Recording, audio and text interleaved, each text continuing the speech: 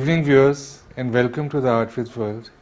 Today we have a very distinguished guest with us who is an accomplished dancer, theatre artist, scriptwriter, trainer and social activist. She has performed in Pakistan and abroad. Welcome to our show, Amna. How are you? I'm fine, thank you. Okay. How are you? I'm good too. Well, thank you very much for sparing time. I had an impression that you have to leave for Lahore to perform there, and still you spare time for us. So we are so grateful. Thank you for having me. And you are performing about environment, something. It's about environment and the link to working people. So the dance is about, it's Shah Hussein's Kalam, Ghoom Charakhra. Ghoom Charakhra. So it's dedicated to the cotton and garment workers whose lives are linked to climate, of course, because cotton is growing off the earth. And so it's a dance performance or it's a theatre? It's a dance performance. Yes. Well, I'll come to that later because in our contemporary times, dance has been used to convey social messages for the people, which is good. But before that, I would like to hear from you. How did you get interested in dance? Because it's not very popular in Pakistan for especially girls to learn dancing, perform in theatre and all that. But you were interested in that, and I would like to hear from you how you got interested. As a young child, I was not particularly keen on dancing. I was much more interested in climbing trees and hanging out by the stream at the end of our street. But then one day when I was 9 or 10 years old, I went to see a performance of Naheed Siddiqui ji. And I was very impressed and touched, especially because she had done a very beautiful performance with very little music, and it was almost all abhinaya, expression. And after that I asked my mother to find somebody who can teach me dance, and then she found Indu Mitha ji, who was teaching for over 6 decades. So I was her student from the age of 11, and then I was with her for almost 20 years. So you studied in Mazmoona Shauq, where she used to teach dance, or you took special classes? Special evening classes. Yeah, I would like to hear from you about Indu Mitha ji as well, because she has taught dance for generations.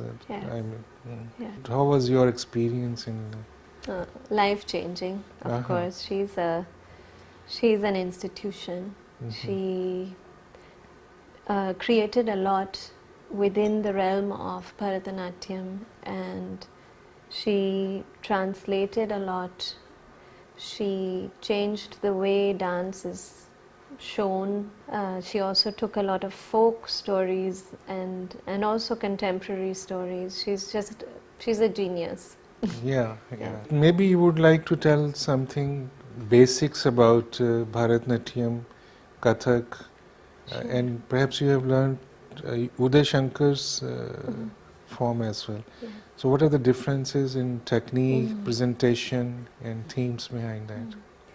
Very nice question. I think Bharatanatyam was actually danced and practiced by a group of women who were from a specific caste, and over time and over the creation of India they have been sidelined. And then the government of India took up Bharatanatyam. They even changed the name to Bharatanatyam. Before it was called Sadir, but they made it a kind of national dance, so it was a kind of identity form. But beyond that, it was particularly in temples. It was danced in temples and in the houses of rich people. So high culture. Similarly, Kathak. So Bharatanatyam was from the south and Kathak was from the north of the subcontinent. So Kathak is also, it started with stories of deities, moral stories, storytelling. Then it got more refined in the courts. And Mughals also stylized it, and yes, the Mughals stylized it, and then there are different houses or schools of it. And that's why in Lahore it's much more, let's say, Kathak has a base in contemporary Pakistan, whereas Bharatanatyam is not seen as something that aligns much with contemporary Pakistani culture. But I would still argue against that, but that's another story. And Uday Shankar, interestingly, was Ravi Shankar's brother, and he wasn't particularly trained in any classical style, but in the 20s, I think he was taken to Europe with Anna Pavlova, who was a ballet dancer, and he was asked to showcase Indian dance. And in that period, he took a lot of things from folk dances, he took things from the 9 different classical styles of the subcontinent, and he created a lot of interesting work. Yes. Okay. And after that, you went to UK as well for training? I went for a short course Okay. at the Laban Conservatoire, and that's when I was introduced to Rudolf Laban's work. And he kind of, and his contemporaries, they created a sort of subject called choreology, which Okay. is the study of movement. Okay. And I think I got very influenced by that also. Okay. So dance is a movement. So leaving apart what was in its old times, its classical presentations, now you have kind of mixed movements, music, lyrics, and social messages in your dance. So how did it evolve particularly, and how did you contribute this form of dance in your work? Political or social work, when one thinks of art as a way of communicating to people or communicating a certain message or expressing, then movement, of course, and theater is very important, because there's a kind of magic that is created with the viewer and the performer, and there's a communication that leaves an impact on people's minds. And around 2008, me and some friends, we started a collective called Azad Awam Theatre Group. And we would, at that time I was still learning dance also, and that was a parallel to the street theatre that we were engaging in. And a lot of people would criticize me that, you know, the style you're doing is so classified and so far removed from common people that they would never understand what you're doing. But because of my teacher's guidance, I think I learned to incorporate, and I don't think people are so far removed from culture. I think culture comes from the people themselves. And culture is such a complex term that it's not easy to box it as something as high or low culture. Anyways, so that's how I think my journey slowly, especially there was a dance piece by based on the poetry of Kishwar Naheed, Hum Gunagar Aurtein. Okay. After that, I think I started to take it more seriously, to combine the political work with the dance work. Before it was very separated. Well, I'll come to this culture thing again, because you're also studying transcultural studies in Germany, I guess. But before that, in recent times, not recent times, like in Pakistan at least 3-4 decades before, we have seen that theatre has been used as a very powerful instrument to convey some social messages. Globally it had been before it became popular in Pakistan.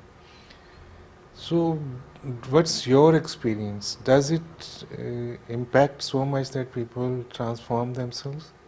Or have you seen some people which were affected by your performances and theatre plays?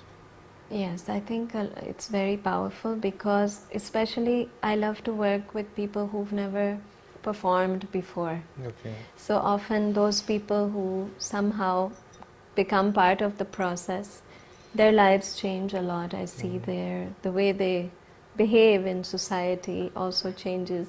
Okay. But apart from that, what the audience takes away from it, I think that people, it really stays with people. A few years ago in Nasirabad in Sindh, in It's 2019, Balochistan. there's Nasir. two Nasirabad. So one Okay. in Sindh, it's near Larkana. Okay. And there's a big yearly political school that takes place there. And in 2019, we made a piece, a very abstract piece on education and the value of education. And it was called Neelkant. And somehow, I think 5 years later, like last winter, I guess that was, yeah, something around 5 years later, I was asked by friends to come and perform again and to create another piece. And what people said was that there were so many people who remembered that performance from 2019, including a police officer who said, I'm going to take leave to come and watch this play. So I think it's also a simple joy, Yeah. which is so inherently necessary for a functioning society to have, where violence kind of takes over almost all Yeah. facets. So on the very basic level, I think the success of a piece would be to create not only a question, but just a feeling of existence, that one is Okay. alive, one sees art and feels alive. Well, that is for theatre. Dance, as far as in Pakistan, it was more concerned with aesthetics, finer movements, and all that. Yes. And transforming dance into a vehicle for social message. How was this experience? I think combining, because in South Asia, the concept of natak, Yeah. or even from the 10th century text by Bharata Muni, he talks about the prerequisites for performing arts. So dance and theatre, and especially the kind of dance I've trained in, it requires a lot of theatre. So like, unlike the Western forms of dance, which are of course evolving now, but the use of facial expressions, the use of our mudras, so that's very theatrical in itself. Okay. And I think trying to use dance to show that it's not just something aesthetic, but it links to the story, it links to the music. That is something that often people don't get to see because there's such a lack of social support and, of course, state support for it. But when they see it, it's quite interesting to see their response. And I was just going through your profile, and I had seen that you very beautifully choreographed Noor Rashid's very famous poem, Zindagi Se Darte Ho, and Sahil Ludhianvi's famous poem, Hum Dekhenge. So how was this experience, and wasn't it difficult to, I mean, all these are very complex and layered genres, like poetry, Zindagi Se Darte Ho is very complex, then putting it into a narrative in your dance and then presenting it to people and making them understand what it means, it must have been a very complex process. So just if you could share how was it, and what was your own experience, and what was reception of it by the audience? So I have a very lovely Sathi. His name is Amar Rashid. Yeah, and yeah. we work together politically and artistically. And he had asked me after I think over a period of years, we were performing Zindagi Se Darte Ho live at our little events. And he said, I want to make a music video. So will you do it for me, please? Because I think it may be, yeah. And in that process, I think when I read poetry, a lot of my work is linked to contemporary, socially aware poetry, let's say. So I really get into the text. So the process for me is often very textual first. And then I create the movement by just listening to it again and again and again. So it's a lot of repetition, it's a lot of trying, failing and trying also. But what was very beautiful about Zindagi Se Darte Ho was that there was an abandoned, I think it was some kind of seminary that had been demolished. And I think that's a little bit bordering on dangerous territory, but we shot it there because of the symbolism of fear and of destruction, but then also how life continues on it. So he says, "Aadmi to tum bhi ho, aadmi to hum bhi hain." So this humanity, this idea of oneness can also prevails. As for Awaaz-e Adam by Sahir Ludhianvi, I created a piece last year for the Urdu conference at Karachi Arts Council. So for that, I was very keen to use this poem because it's it's lesser known than Hum Dekhenge by Faiz. Yeah. And I feel like Sahir Ludhianvi wrote that a few years before Faiz Ahmed Faiz. And because of this poem, he was asked to leave and go back to Bombay. Who, Sahir? Yes. But he already lived in Bombay. He had come for a bit and then he left Anyway. around this period Okay. of Awaaz-e Adam. And because of the current issue of Palestine and the genocide that's going on there, I thought because of the idea of internationalism, that hum bhi dekhenge, and how long will you suppress the voice of human beings? And there's always this hope that because everything is cyclical, the night of terror does not last throughout. There's always a dawn. So I tried to pay a tribute to the struggle and the resistance of the Palestinian people using this poem. And often people ask me, for example, if I'm doing a piece on Hindu mythology, I'll dance to an Iranian song. And people say, why are you doing this? Why don't you use what's there? But I think this crossing of cultures and this crossing and connecting of themes that are universal, really it resonates with my ideology of internationalism. Okay. And before our this show, you were talking about that you also working with some German writers who have written about Palestine and all that. So what's that? I was talking about Arab writers. Okay. So I have been in Germany for a few years now, and currently the contradiction of the German state and society on the topic of genocide. Genocide in Gaza, no?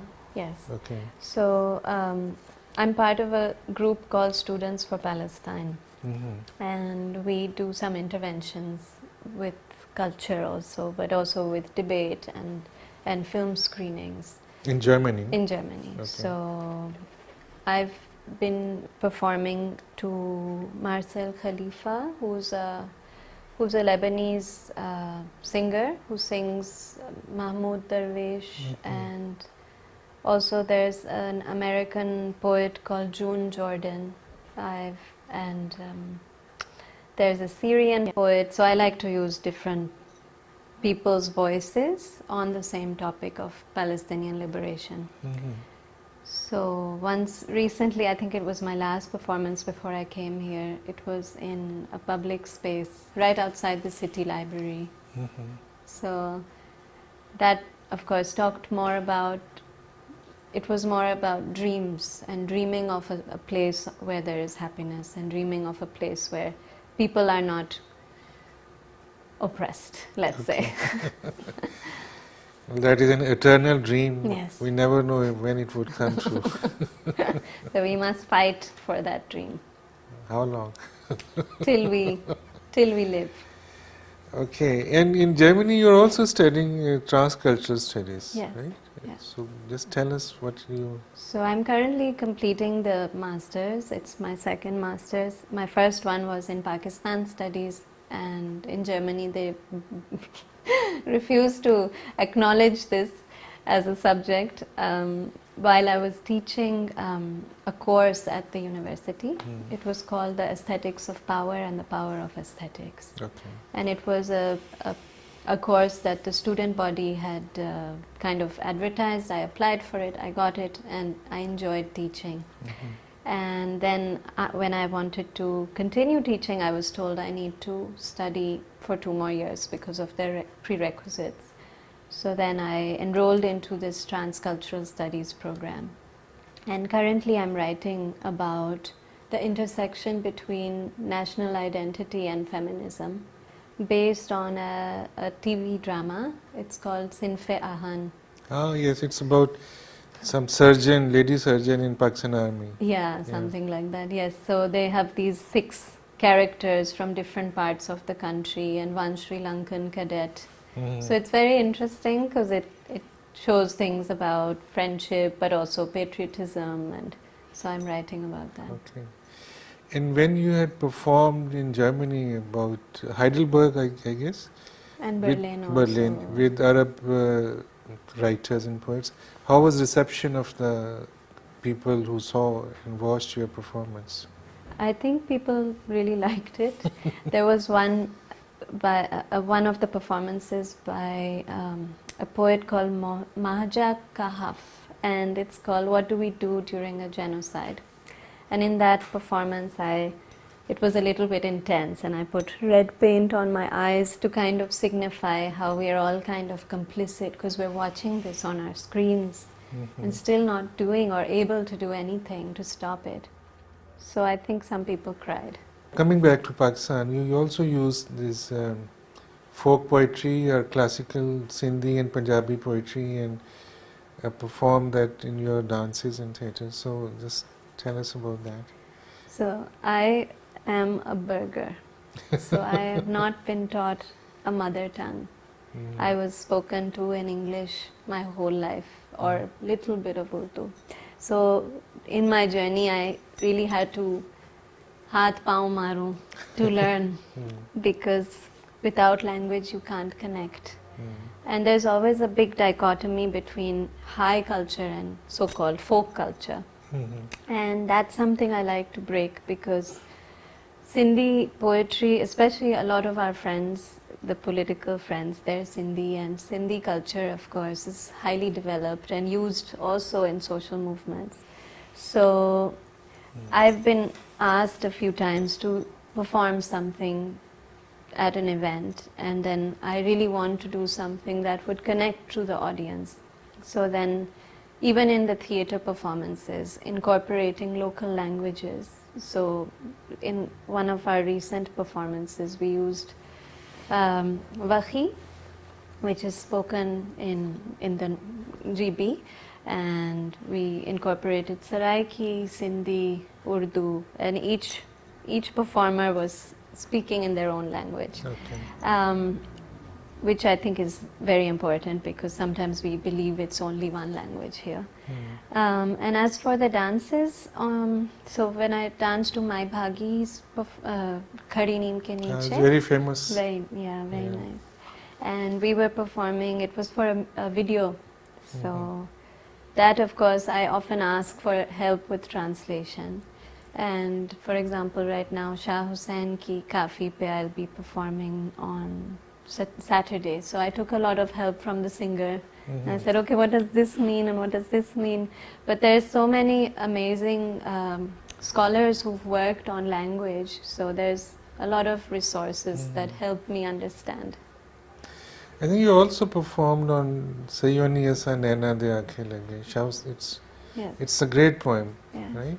I performed that in Belgium. It was, I was commissioned to create a piece for an all-women's photography exhibition. And I thought that it was called Ways of Seeing. Yeah. And I thought this is so beautiful because it connects on so many realms. And I asked a Bengali singer, Shuptika, to sing. She has a beautiful voice. And to have a Bengali singer singing this Kafi was Punjabi Kafi. Yes, very beautiful. Okay. So what was your experiences while you performed outside Pakistan, like you just told in Belgium? And you have attended some conferences and all that. So just tell us your experiences. very interesting, very varied also. So for example, some of the performances have been on the street, some of the performances have been in halls or whatever. So varied. I like to slowly with time I've realized that often people who come from abroad are seen in these boxes. And I like to question those boxes. So often I will change the costume a little bit, or I'll incorporate some contemporary music, or work with a local artist. Because I think when you collaborate with local artists, especially if you're coming from abroad, then people can relate to you in less than looking at you as so-called. I think especially in Europe, there's a lot of, let's say, I won't say it's derogatory, but of course we are othered. Oh, yes. There's, of course, there's an othering everywhere.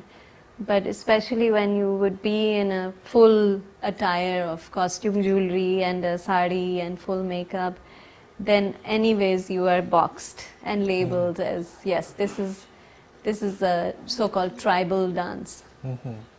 And I guess the point of performing for me is to connect and to spark some interest or questions or doubts also.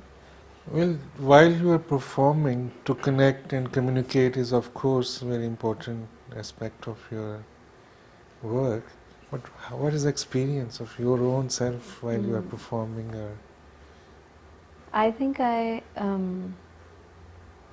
changed quite a bit after my, let's say there was a kind of break from my learning, from my training.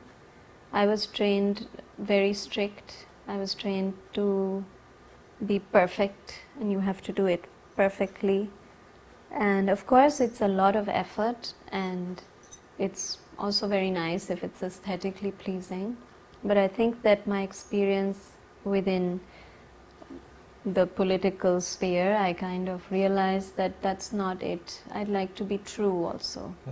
So if I'm true in performing something that might not look so good aesthetically, I would choose that over the aesthetics. And what's this Magdalena project you are associated with? It's a collective of women theatre makers, and I found out about it online very long ago. So I joined it, and I've attended 2 or 3 of their events. They're a very interesting international group of women, and some of their older members, they have festivals. So once I showed a film that I had made in one of their film festivals, and then I gave a workshop and a talk in another one. But it's basically networking. Okay. Because there is this idea that it's a very male-dominated sector. So there's a lot of women who try to organize themselves in the theatre sector to kind of build more space for themselves. And you were also featured in a documentary, How She Moves. Tell us something about that. That is a saga. It was basically a documentary. It was basically a documentary that was a tribute to my teacher Indu Mitha.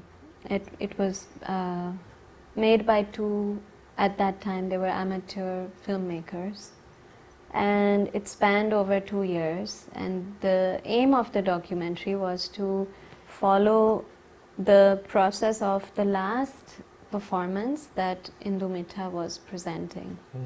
So they followed us in their rehearsals and when the music was being made, as well as at the performance itself. And they followed a lot of the students also of Mrs. Mitha, including myself. And I think you know how it is with film, is that the story kind of leads the filmmaker. Like there's no like set structure that this is what we'll do. Especially in a place like Pakistan when everything is coming at you, there's so much action. So the film kind of meandered and they began to follow me also. and a lot of my political work. And at that time I was the choreographer for PNCA, so I had a lot of students, so they would come into my class and take shots of my students also. And that unfortunately created a lot of rift between my teacher, the filmmakers, and myself. And then there was an article in the newspaper that distancing me from the rest, and kind of I was scapegoated in this documentary that basically I was made to be more than I am. And that in no way was my choice, and I just let the filmmakers do what they want, and I didn't really ask them. But yes, because of that there's a big rift between Indumita and myself, unfortunately. It has been resolved now? Or? No, not really. I reached out to her, but then she said, please stop contacting me. So I said, okay. So it's quite sad because actually I've known her since I was a child, and I contribute almost everything I know to her. Attribute, not contribute. Yeah. Yeah, but it is what it is. Okay. You just told me that you were teaching in PNCA as a choreographer. So tell us something about that. How were your young students? What was their enthusiasm, and what's their understanding of dance, and what are their aims? How would they use dance in their coming life? So around 2017, I was hired by Mr. Jamal Shah, who was the then DG of PNCA, to create a dance drama based on the civilization of Mehergarh. And the dancers of PNCA, they are organized under a name called National Performing Arts Group. And there are around 20 people per Islamabad, Lahore, Karachi. And the group in Islamabad are very interesting dancers, and many of them I knew from before because I was learning dance with the boys who were learning under Indumita. So some of them are actually senior to me. And the dancers are very, very talented, and many of them come from working class backgrounds. Many of the girls who are the dancers, they have to fight a lot of social and family pressure to do it. And they are permanent or semi-permanent employees of the government in a way. But somehow they don't get the kind of, let's say, nutrition or remuneration the way, of course, we see internationally. So during my time there was a lot of, we were trying to get them to get better paid, better food. But apart from that, they were also taught in my time there to present themselves. So I would do a weekly class with them, which was not just 1-2 dance, but more like think about dance. What is dance? So each one had to give a presentation weekly on a topic related to dance, and so that they would be able to carry themselves better, I think. And what about different forms of folk dance in different areas of Pakistan? You have used them in your theatre or in your training? Or Yeah, so I learned actually from my students quite a bit of the folk dances. So because PNC is supposed to represent the different cultures of Pakistan, so there's the Kalasha dance, there's the Jhumar, the Sindhi dance, there's the Chap from Balochistan, there's Sammi from Potohar, there's... Sammi is from Saraiki area as well. Yeah, and also from Balochistan. So it's very interesting that these things, of course, they travel. And the Pashtun, Atan and Bhangra and the Cholistani dance, and then there's the Thari dance, there's a Garba, it's called Garba, I think. So that I learned a lot also from them, and we incorporated it into quite a few pieces. Like we had one dance piece called Situation 101, where we had some dancers come from Liari who were doing leva. And then there was one dance called Barzakh, which, Barzakh. yeah, I think you choreographed it. yeah, It's yeah. it's not as such a We, folk it's not a folk huh? dance, but Yeah. we incorporated Yeah. folk elements. Okay. So nothing is purely folk in any of my work. Do you think we are able to create still an enabling environment for dance in Pakistan? I mean, number one, there are quite a lot of prejudices against that. Then there are not proper academies to teach, and then there is no future as such Mhm. for those who learn dancing because of their passion, but they cannot maybe earn them properly. So, Yes. what do you think about that? Yeah. I mean, coming from a place of privilege, even for me, it's very hard to earn via dance, let's say. Firstly, that. But then, because I have the privilege of connections and social capital, I'm able to get certain projects that, say, majority of dancers wouldn't be able to get, even if they're 100 times more talented than I am.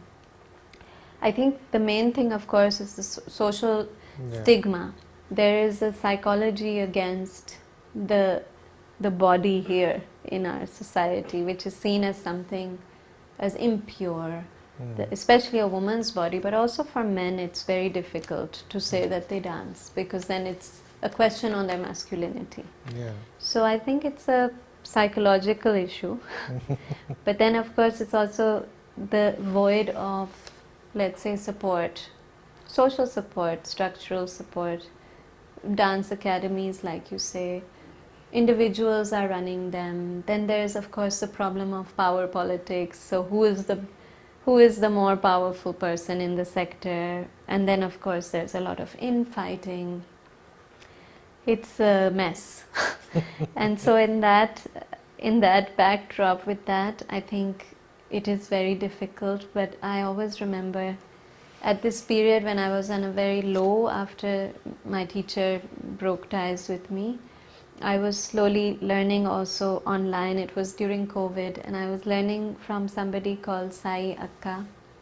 And I told her, I think I'll just learn from you to understand for myself, but I won't practice dance after this because there's no point. And she said to me, who told you that you chose dance?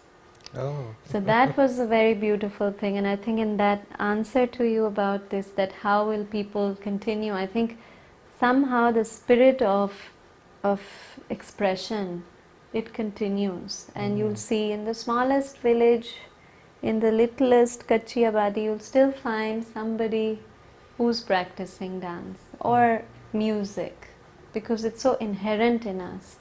As babies, we see the baby is moving in a rhythm. It's dance, and Yeah. everything is moving.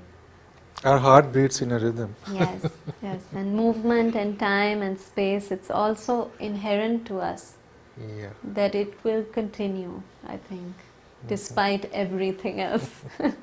But still, I think there is a need of patronage for this art, because either government patronizes it or some market opportunities are there, because it's very difficult to keep this passion alive for if there is no future for It's that. very difficult. Especially, I was working in a really large production recently. It was for the government. And a lot of the dancers with me, they were telling me that how difficult it is for them. There's a certain high season in the year, like around this period, where there are performances, but the rest of the year there's nothing.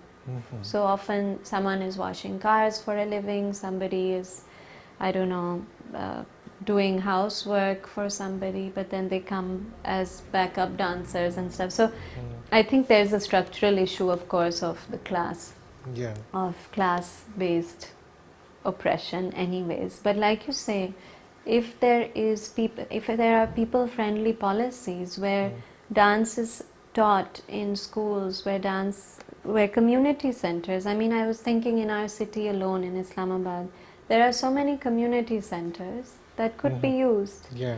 Yeah. So that's the question, and I think it's linked to like the economic survival of dancers is, of course, a very material condition that we need to look at.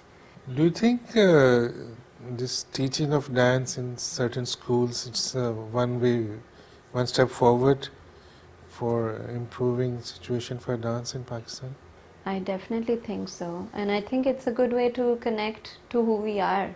Yeah. Actually, we learn all these things that are not inherently from here also, and we are somehow created as Macaulay's children, and then we're all like alienated, completely alienated. But if we reconnect with our bodies as children, children are inherently connected with their bodies, but it's us adults who try and straitjacket them and tell them, no, this is not right, do not sit, why are you standing on your chair, respect a classroom. And of course a classroom should be respected, the needs of a child, which is to move. And if you see all the very famous dancers of the world were always told that they are not good enough in school. But actually it's a different education altogether. That's not mind heavy, but it's a holistic thing that helps in other subjects actually. Dance helped me so much in mathematics. I was terrible, I'm still pretty bad in maths, but with dance and trying to understand the cycle, the sum, कि sum कहाँ पे आता है या कितने मात्रे हैं, so that helps so much with your maths. And then of course it also regulates your emotions. So I think with movement, with music, so much of the violence that is rampant in the house, outside the house, can be curbed. And who are other dancers in Pakistan and abroad you like most? Maybe your contemporaries or seniors? There's one dancer I am in love with, but she passed away. And you can see her stuff on YouTube. Her name is Chandra Lekha. Okay. And she really deconstructed dance in such a beautiful way and connected it to spirituality, to politics, to a lot of things. So she is somebody I really love. And contemporary dancers, I think all the dancers in Pakistan I look up to them, no matter if they're big names or small names, but they are really trailblazers in a society where it's so difficult to use your body for creative expression. I'm in awe of all of them. So the older ones, the younger ones, the ones just doing styles that I don't really like personally, I'm still in awe of them because they are so persistent. We have talked a lot about dance, but how about theatre in Pakistan? What's its situation? Because you may find some theatre which is very popular, which earns money as well. But I have nothing against that. That's fine. But there's other forms of theatre which are have more meaningful content and messages and all that. It's not that much popular. So what do you think? I think, like when I was growing up in this city, in Islamabad, there was a kind of revival of theatre. I won't even call it revival, but it was coming up for the first time, but it became very commercial, very Western centric, things like Lion King or Moulin Rouge, and it was very, very like for a bubble, and I worked in them. I was often not allowed to be on the stage, but I would help with choreography, with everything backstage. So that I saw, and then during the political, let's say, movements that were going on, I saw street theatre was used a lot. And that street theatre is much more on a smaller level, but we see things like Ajoka or Tehreek-e-Nisma that used bigger platforms and did meaningful work also. Punjab Lok Rehas. Lok Rehas, there's Sangat, very nice work. But somehow, of course, it's not commercial, so we don't hear of it so much. But they're still going on with their work. I would say there was also a period during when Anwar Maqsood started writing for commercial theatre. I was in one of these productions. So there was that, but again I think it's primarily because there's a lack of funding. But there's still stuff going on, like in a few days there's a theatre workshop that will take place in a public park here. In Islamabad? In Islamabad. And And just recently, 2 weeks ago, I was part of an experimental theater performance. It's called Home. It's about belonging and also alienation from this very this very complex concept of home. So that we did in the open air theater, and that was music and dance, but also dialogue. Okay. And what are your upcoming projects? So- Briefly. So, for example, this Home project, it's an ongoing project. Okay. It's a collaboration between Swiss artists and Pakistani artists. And then there's this performance for Labor Education Forum. Okay. And then there's a film that I'm making currently. It's in the editing process, and it's called Behisi Ki Maa Ki Aankh. And it's on a poem by Salman Haider. But what we're doing is I'm making it with a Bengali student actually, and we filmed it in Heidelberg, and it's about the trials that a student has to undergo when they go abroad, and how they're torn between these worlds. Okay. And then also a talk on apathy, the general apathy that Okay. people have. Okay. So that's one of the things I'm working on. Thank you very much, Amna, for being with Thank us this you evening. for having It was me. lovely talking to you. Yes, thanks, same here. Thank you. So viewers, thank you for watching us. See you next Sunday, same time.